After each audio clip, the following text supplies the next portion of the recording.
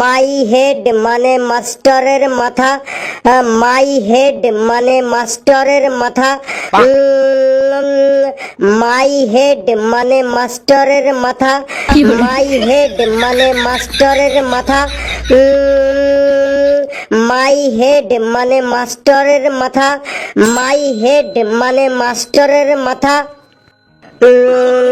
My head মানে মাস্টারের মাথা। মাই হেড মানে মাস্টারের মাথা। এই তুই এই সব কি পেদা পড়ছিস? মাই হেড মানে আমার মাথা। ও আগে বলবে তো। মাই হেড মানে মায়ের মাথা। মাই হেড মানে মায়ের মাথা। মাই হেড মানে মায়ের মাথা। আরে মাই হেড মানে মায়ের মাথা নয়, মাই হেড মানে আমার মাথা। আমিও তো সেইটাই পড়ছি। মাই হেড মানে মায়ের মাথা। মাই হেড মানে মায়ের মাথা। এই লেবুদা, তুই এই সব কি পড়ছিস রে? মাই হেড মানে জানিস না এখনো? মাই হেড মানে আমার মাথা বটে। ও সেইটা আগে বলবি তো। মাই হেড মানে ছোট ভাইটোর মাথা বটে। মাই হেড মানে ছোট ভাইটোর মাথা বটে। মাই হেড মানে ছোট ভাইটোর মাথা বটে। মাই হেড মানে ছোট ভাইটোর মাথা বটে।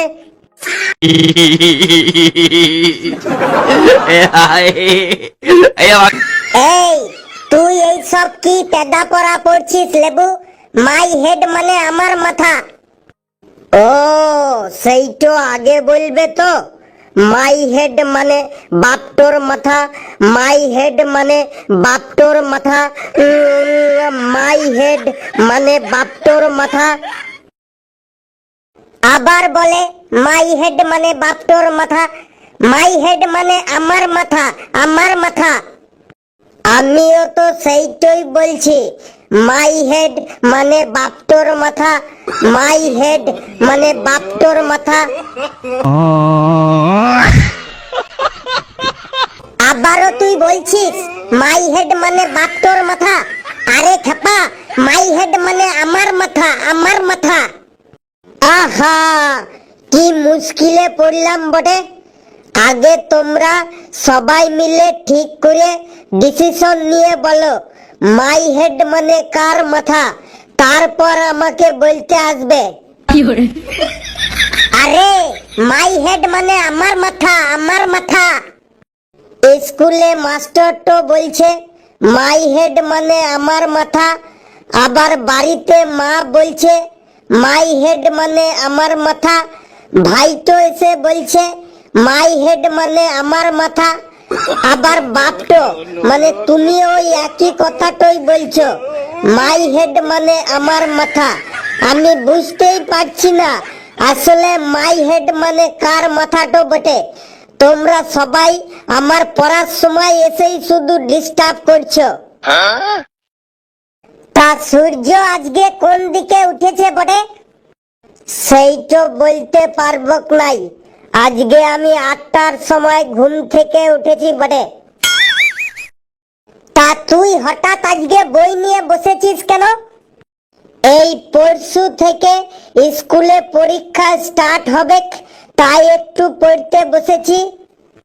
কালকে থেকে তোর স্কুলে পরীক্ষা স্টার্ট হবে, তাই তুই আজ পড়তে বসেছিস? এতদিন কি তাইলে তুই ঘোড়ার ঘাস কাটছিলি নাকি ছাগল চড়াইছিলি? তুমি তো জানোই আমি সময়ের কাজ সময়েই করি বটে। আবার তুই মুখে মুখে তর্ক করছিস। এতদিন তাইলে বই নিয়ে বসলি না কেন বল? এখন পরীক্ষা চলে এসেছে তাই তুই বই নিয়ে বসেছিস। আচ্ছা তুমি পায়খানাটোতে কখন যাও বলো তো? যখন হাগা পায় তখনই পায়খানাটাতে যাই। কেন? তাইলে আগে থেকেই পায়খানাটোতে গিয়ে বসে থাকতে পারো না কেন? আগে থেকে গিয়ে বসে থাকবো কেন? হাগা লাগলেই তো পায়খানাটাতে যাব। তাইলে আমিও তো সেইটাই করছি। কাল থেকে পরীক্ষা স্টার্ট হবে, তাই আজকে পড়তে বসেছি। আগে থাকতে পড়তে বসবো কেন আমি?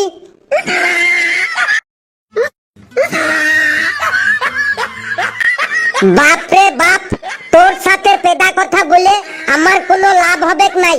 যাই, আমি আমার কাজে যাই বটে। যাও, তোমরা তোমাদের কাজেই যাও। দিল আমার পড়ার মুডটাকে নষ্ট করে, আর আমার পড়াটোতে মন বসবে নাই।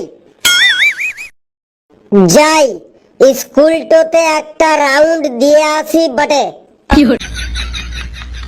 ওরে বাপ তো আমায় বাড়িতে পড়তে দিল না, পড়তে আমি বসেছিলাম পড়তে দিল না, না বাপ তো আমায় বাড়িতে পড়তে দিল না, পড়তে আমি বসেছিলাম পড়তে দিল না, না বাপ তো আমায় বাড়িতে পড়তে দিল না, পড়তে আমি বসেছিলাম পড়তে দিল না, না বাপ তো আমায় বাড়িতে পড়তে দিল না, বাপ তো আমায় বাড়িতে পড়তে দিল না।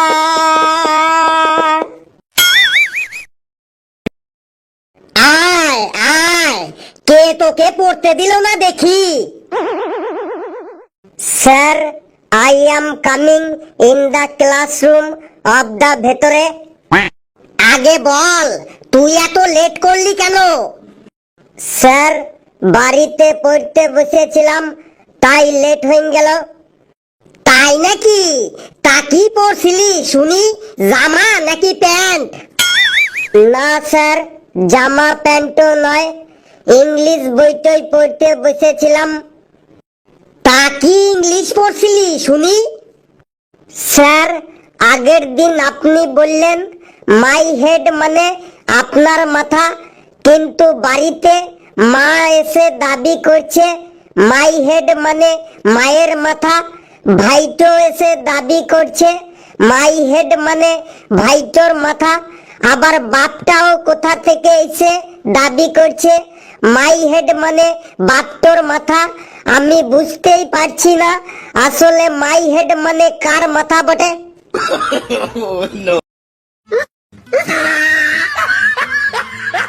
আরে, মাই হেড মানে আমার মাথা, আমার মাথা। আমি তো সেইটাই পড়ছিলাম, মাই হেড মানে মাস্টারের মাথা, কিন্তু বাড়িতে কেউ সেইটা মানল না। সবাই যে যার নিজের মাথাটোর কথাই বলছে।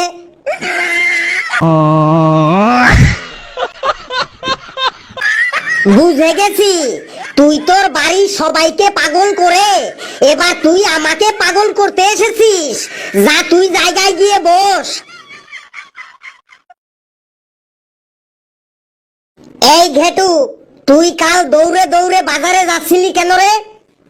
স্যার, কালকে আমাদের বাড়িতে কেউ ছিল না, সেই সুযোগে আমি রান্নাঘরে ঢুকে লুকিয়ে লুকিয়ে হরলিক্সের কৌটো খুলে 1 চামচ হরলিক্স মুখে দিয়েছিলাম।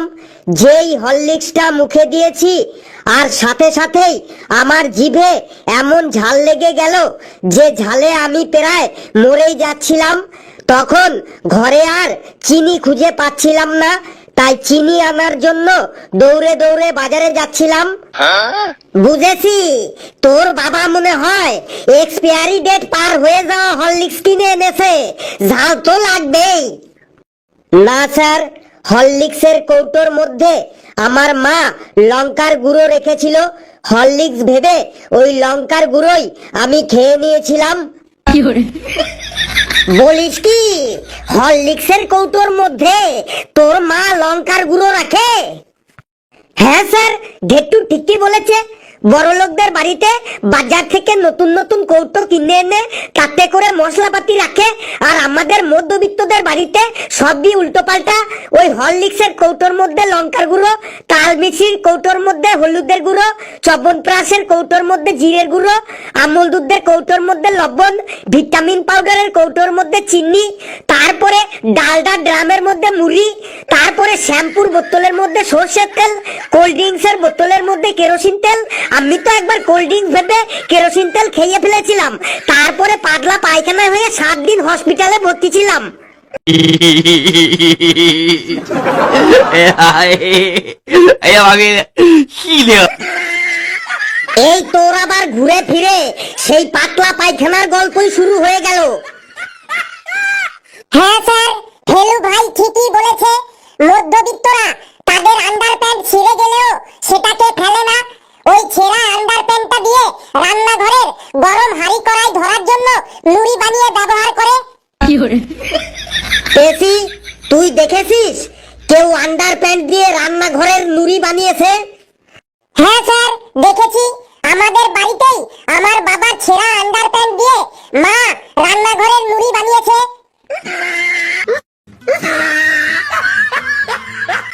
আন্ডারপ্যান্ট দিয়ে রান্নাঘরের নুড়ি বানায়? কি সাংঘাতিক ব্যাপার রে!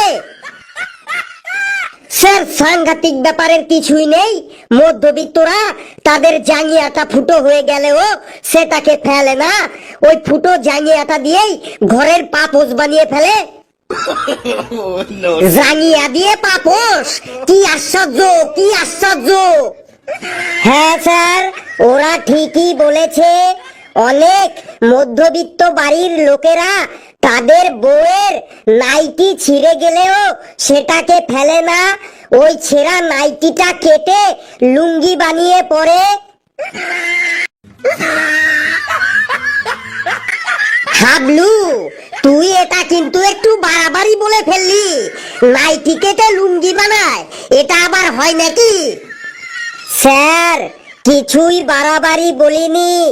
আমার বাবাই তো আমার মায়ের ছেঁড়া নাইটি কেটে লুঙ্গি বানিয়ে পরে।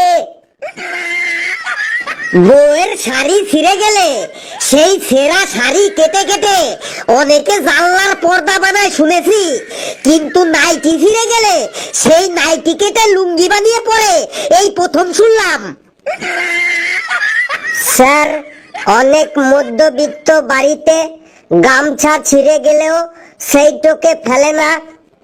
তাহলে সেই ছেঁড়া গামছাটা দিয়ে কি করে, লেবু? স্যার, সেই ছেঁড়া গামছাটো টুকরো টুকরো করে কেটে রুমাল বানায় বটে।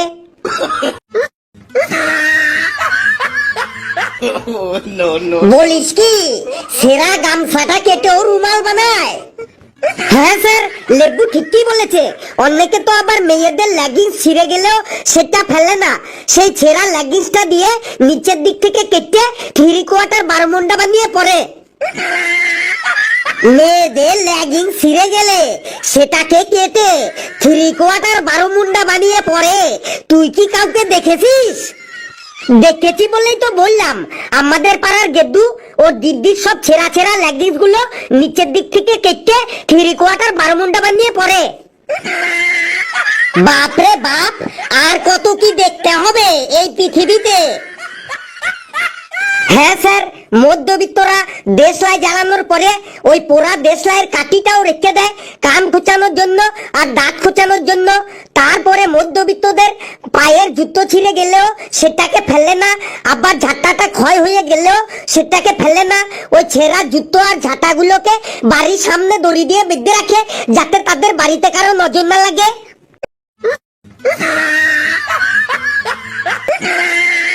ঠিক আছে, ঠিক আছে, এবার তোরা থাম। আর তোদের মধ্যবিত্তর কাহিনী শোনাতে হবে না। এই ঘন্টা পড়ে গেল, আমি এবার আসি। বাপরে বাপ, সেরা আন্ডারপ্যান্ট দিয়ে রান্নাঘরের নুড়ি, ফুটো জাঙ্গিয়া দিয়ে পাপোশ, সেরা নাইটি দিয়ে লুঙ্গি, গামছা কেটে রুমাল, লেগিংস কেটে বারমুন্ডা। এদের সাথে থাকলে আমি একদম পাগল হয়ে যাব।